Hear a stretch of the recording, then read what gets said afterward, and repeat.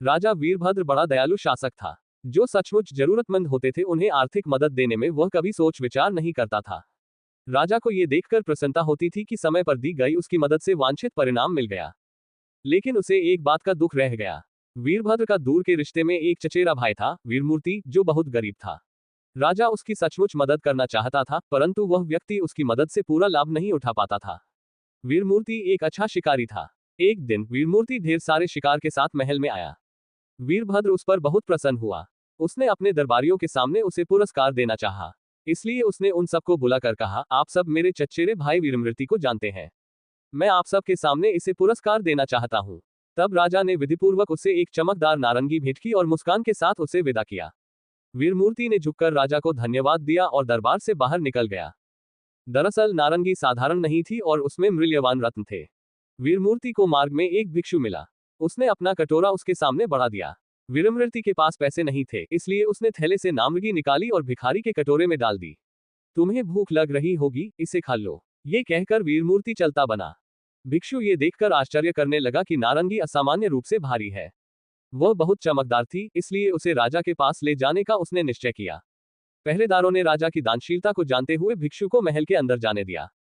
जब वह दरबार के अंदर गया, राजा ने उसे बड़े आदर के साथ बैठाया। भिक्षु ने सुनहली नारंगी निकालते हुए कहा, महाराज, कृपया इस गरीब भिक्षु का उपहार स्वीकार करें। नारंगी को देखते ही वीरभद्र जान गया कि उसका अभागा भाई नारंगी का मूल्य समझ नहीं सका। उसने नारंगी स्वीकार कर ली और उसे चांदी के सिक्कों से भरा एक थैला भेंट किया। भिक्षु राजा को आशीर्वाद देकर चला गया। जब राजकीय आखेट की घोषणा की गई तब वीरमूर्ति भी आखेटकों में शामिल था। इस बार भी उसने पहले की तरह अनेक शिकार किए। राजा ने पुनः उसे पुरस्कार में नारंगी दी। वीरमूर्ति ने सोचा कि ये दूसरी नारंगी होगी, इसलिए उसे वह थैले में रखकर दरबार से बाहर चला गया। मुख्य द्वार पर पहुंचने से पहले उसे एक दरबारी मिला। वह पान चबा रहा था। क्या तुम्हारे पास और अतिरिक्त पान है? वीरमूर्ति ने पूछा। उसने पान के बदले दरबारी को नारंगी दे दी। दरबारी ने दबी हंसी के साथ उसे स्वीकार कर लिया। वह जानता था कि उसे वह क्या करेगा। वह तुरंत राजा के पास गया और उसे नारंगी देते हुए बोला, यह आपके चचेरे भाई ने मेरे पान के बदले मुझे दिया है। आपने उसे ये 2 बार दी, लेकिन उसने संभाल कर अपने लिए नहीं रखा।